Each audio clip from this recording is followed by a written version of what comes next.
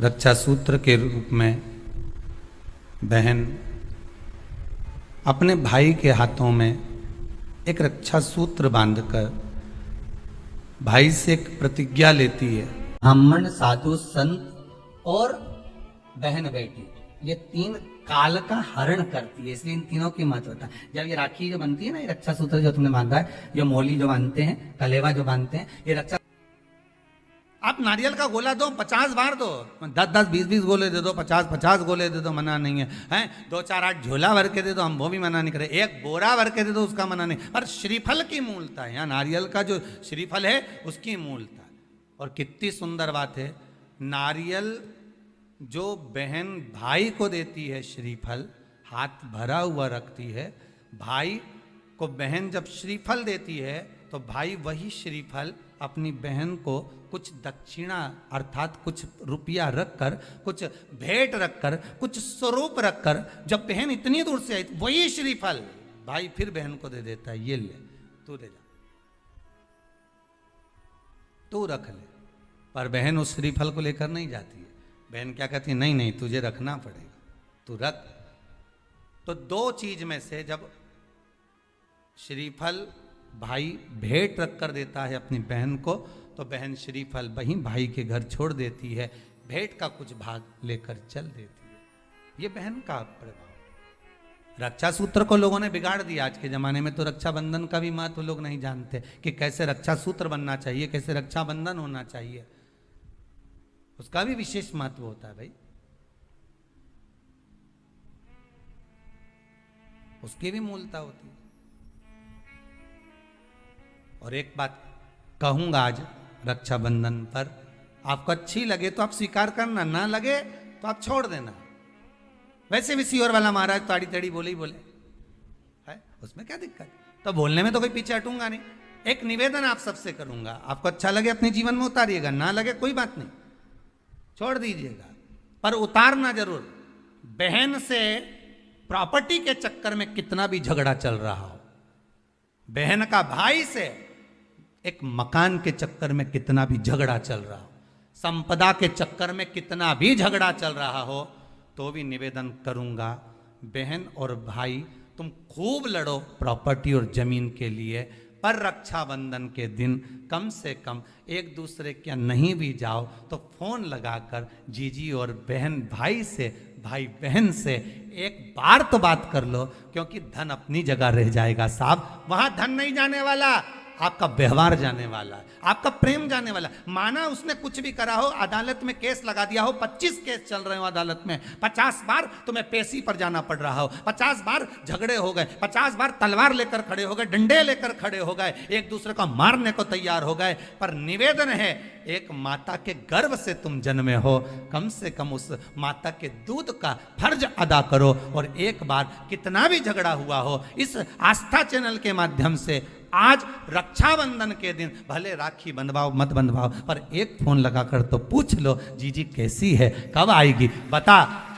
या बहन भाई को कह दे रे कैसा है, भूल गया क्या मुझे, भाई भी कह दे, लड़ाई की बात मत करना, आज के दिन बस प्रेम की बात करना कि कम से कम बहन का फोन तो आया। मेरा मन कहता है, मेरा दिल कहता है कि शायद दिवाली पर जितनी आतिशबाजी नहीं हुई होगी, उतनी आतिशबाजी आपके दिल में होगी कि जिससे केस चल रहा है वो फोन लगाकर पूछ रहा है कि भाई ने पूछा बहन से, बहन ने पूछा भाई से, कैसे हो, भाभी से बात कर लो, थोड़ा बच्चों से बात कर लो। माना अदालत में देखा जाएगा, लड़ाई झगड़े सब होंगे, सब कुछ होगा, कौरव और पांडवों की कथा तो देखो रे कितनी सुंदर है,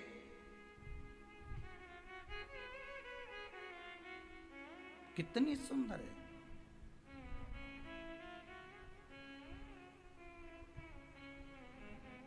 पांडवों की बहन सुभद्रा राखी बांधने कौरवों को जाती है, कौरवों की बहन राखी बांधने के लिए पांडवों को जाती है। जरा विचार करिए,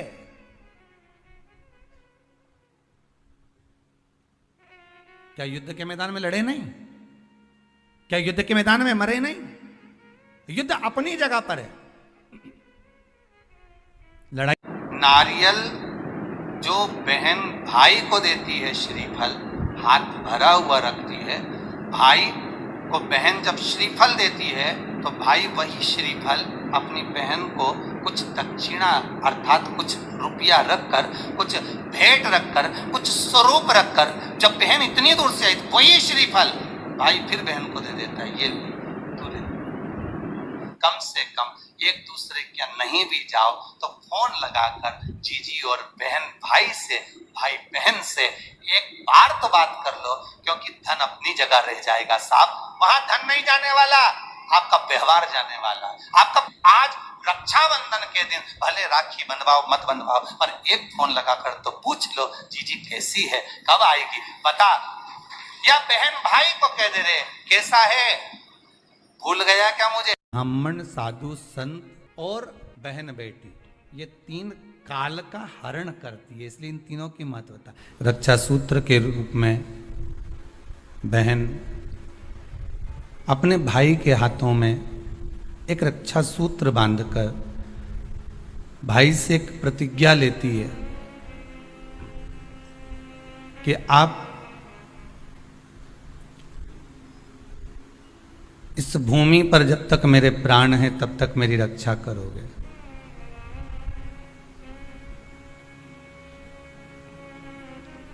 कोई बहन अपने भाई के ऊपर कोई बीमारी नहीं देख सकती, कोई रोग नहीं देख सकती, और ना भाई बहन को रोगग्रस्त देखना चाहेगा। रक्षाबंधन के पहले अपनी अपनी ननंद के पास जरूर लगाओ और फोन लगाकर बोलो जीजी कब आएगी तू, सुन साड़ी माड़ी लेकर मत आना, या अलमारी भरी पड़ी है मेरी साड़ियां पहन लेना। क्यों, किस लिए, कारण क्या है, क्यों? माता लक्ष्मी जी ने जाकर राजा बलि की धर्म पत्नी के वस्त्र को क्यों लिया था? लक्ष्मी जी के भाई हैं राजा बलि, क्यों लिया? ऐसा वस्त्र में क्या था? क्यों कहा जाता है जीजी मेरी साड़ी पहन लो? क्यों भाभी कहती है ननंद से लो मेरी साड़ी पहन लो, लो मेरी साड़ी पहन लो, क्यों कहती है? तीन काल को हरने वाले होते हैं। पहले नंबर पर संत, ब्राह्मण, साधुजन, गुरुजन जब तुम्हारे दरवाजे पर आते हैं तुम्हारा काल हर लेते हैं। दूसरे नंबर पर है गौ माता, गाय को जब हम रोटी देते हैं गौ माता हमारे काल को हर लेती है। तीसरे नंबर पर है बहन बेटी, जब हमारे यहाँ आती है और हम कह देते हैं जीजी ये मेरी साड़ी है पहन लो, घर से साड़ी लेकर मत आना, जब हम उसको साड़ी पहनने को दे देते हैं तो एक ननन बहन बेटी ऐसी होती है जो अपने भाई के घर के काल को भी हर लेती है, वो बहन बेटी होती है। पर आप में से कई माता ऐसी भी बैठी है जो अपनी एक साड़ी नहीं दे, और अगर ननन पहन लेना तो 25 बार के बता दे जी जी मेरी है, जी जी अच्छे से बैठो साड़ी फट जाएगी मेरी है।